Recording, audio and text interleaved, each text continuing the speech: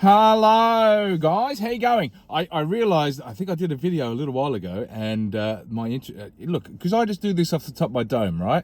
So I realised, I was listening back to a video I just done, and I did this really weird long introduction, and I was listening to it going, if I was a new person that's just found this, I would have literally just been, no, not listening to this. So I'm going to try and be a little bit more short and punchy and to the point, especially with the intros, rather than just taking the absolute mick and going, hello, what's happening? Like that. I mean, I'm asleep by the time I get to the end of that phrase. Anyway, it's the weekend roundup. It's the weekend roundup. The weekend roundup of football. That's it. It's the weekend roundup of football. We've pulled along to the side just for the moment. Usually I'm driving around, hence road trip reactions, but it's your boy Roger Roadside here, and I'm actually roadside.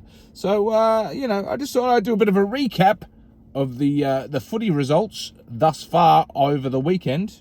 I know there's still a game to be played, but we'll chat about that in a second. But first off the rank, it was the game between Arsenal and Aston Villa, and Jiminy Crickets, what an absolute corker. Oh my. Is that Arsenal choking already? I don't know. Should we go to the recyclers and see if there's any extra bottles there for them? Listen, look, it was a 90 plus 5 minute goal. And it was an absolute cracker as well. Look, Arsenal were lucky I'm going to say they were lucky. They were lucky to equalise at the 52nd minute, Trossard. I thought Aston Villa, for me, really had a lot more of the better possession throughout the game, and almost looked on top in a lot of areas. But yeah, 2-1 to Aston Villa. So that was a great result for me. Bournemouth versus Chelsea, 0-0 draw. That was boring. Thanks for spending so many millions of pounds and having 87 kids on your squad, Chelsea, and you come up with no goals against Bournemouth. Well done. 3-0 to Everton against Nottingham Forest. I feel a bit sad for Nottingham Forest. Look, I think they had an amazing season last year. I thought the Ange Postecoglou signing was great. I would have liked for them to have given him just a bit more time, and I just think they're suffering. It's kind of like when Leicester won the league, and then they just went south after that, which I think it's very easy to do. I think it's easy if you have one good season as a sort of mid to low tier club, to then suddenly think that, well, this is going to be it for us. We're now going to be top 6 forever.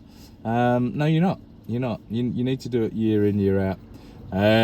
Speaking of top 6, we then had the game between Manchester City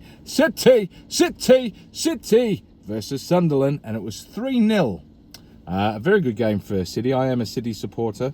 I'll be absolutely transparent. I did support them before the money got injected into the club.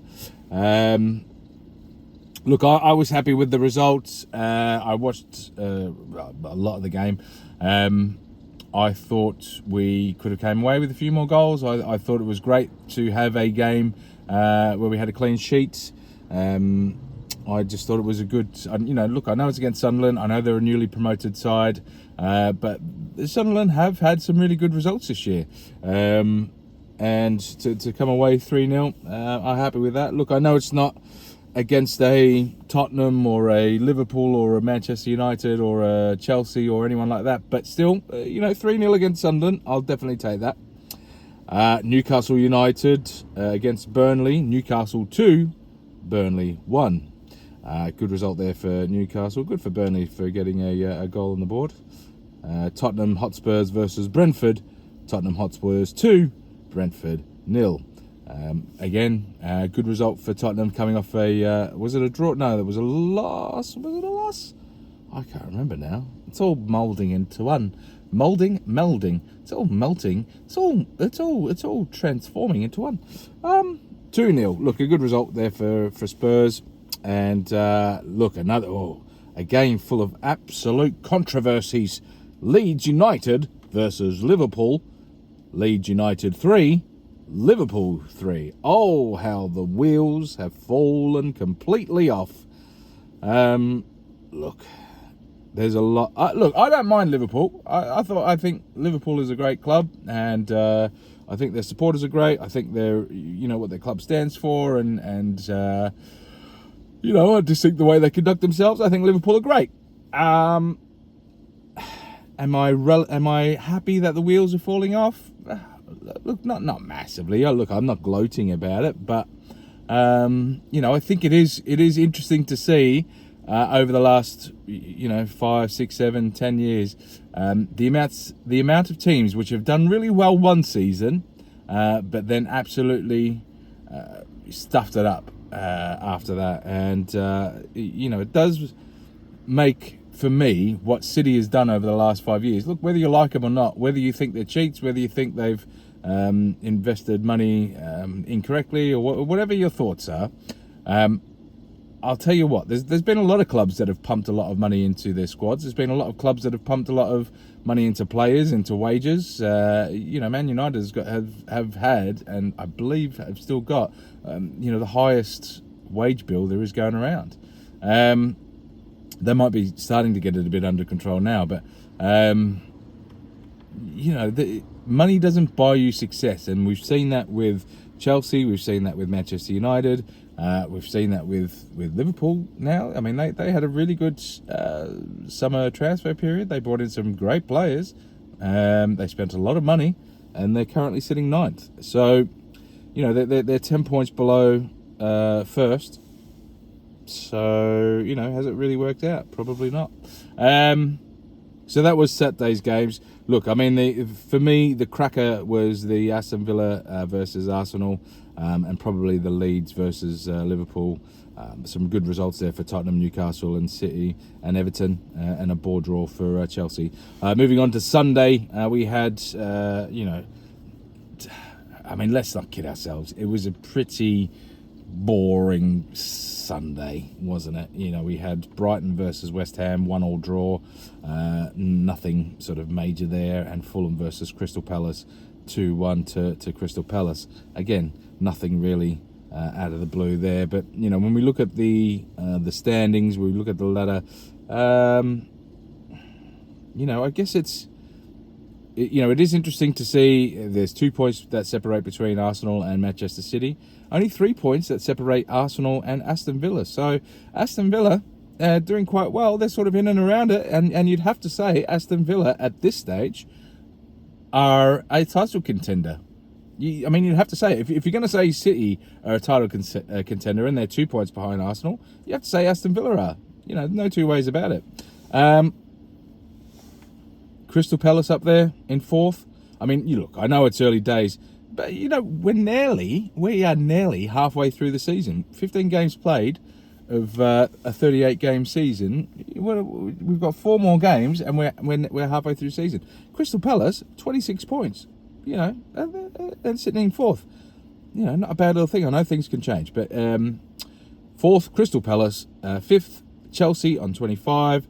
6th, Everton on 24. 7th, Brighton on 23. And look, Sunderland, I said, it's only Sunderland, but, they're on 23. They're sitting in 8th. They're above Liverpool. They're above Tottenham. They're above Newcastle. They're above Manchester United. For all intents and purposes, 3-0 against that. Actually, that's a really good result for City. But I digress. Look, the ladder is looking very spicy. There are a few of the usual suspects in there, Arsenal, City and Chelsea. But this year, for any sort of just lover of football, it is, you'd have to say, a fairly competitive, equal season thus far. Sunderland sitting in 8th. They only got promoted last year. They're sitting in 8th above Liverpool, who are 9th. Now, all right, Manchester United have got a game to play, and they're playing Wolves. Now, this is the thing. Surely, Man United. Surely, Man United. Can't stuff this up. I said that in a previous video. I made a video called Surely, Man United. I'm pretty sure no one got the thing. And look, at the end of the day, 4 people watched it, I think. But surely, Manchester United cannot drop points against Wolves. I mean, I said they couldn't drop points against West Ham, and they did. They bloody well did, didn't they? Oh, it was a laugh. But, you know, Wolves sitting at 20th. They've got 2 points on the board. So, you 2 points out of 14 games. I think it's safe to say that Wolves... Oh, there's a guy in spandex just fanging about in front of us. Let's everyone just enjoy that for a moment. We did. I hope people enjoyed that. Just a sprightly man in spandex it should brighten up everyone's day. But look, 2 points out of 14 games. I don't think there's any denying that Wolves will be going down this season unless something dramatically changes. And, you know, maybe tonight is the night that it changes. Look, if anyone can stuff it up, it's Manchester United. But surely they can't. Can they? Surely they can't. Can they? Surely not. Surely, Man United. Let's take it up. Surely, Man United. No, let's not do it again, because I will blow a valve. So that's that. That's the weekend report. What were your thoughts? Were there any games that you thought were standouts? Anything that you were happy with? Anything you were unhappy with? Make sure you put it in the comments below. What do you think about the game tonight? Manchester United versus Wolves. Do you think there are points to be taken here for Wolves? Or do you think Manchester United will just run away with it as expected? Get your thoughts down below. Make sure you subscribe. It really does help me out. I think there's about 5 subscribers. We need 10 times that so I can do some live videos. Guys, please. All right. Thank you. Bye.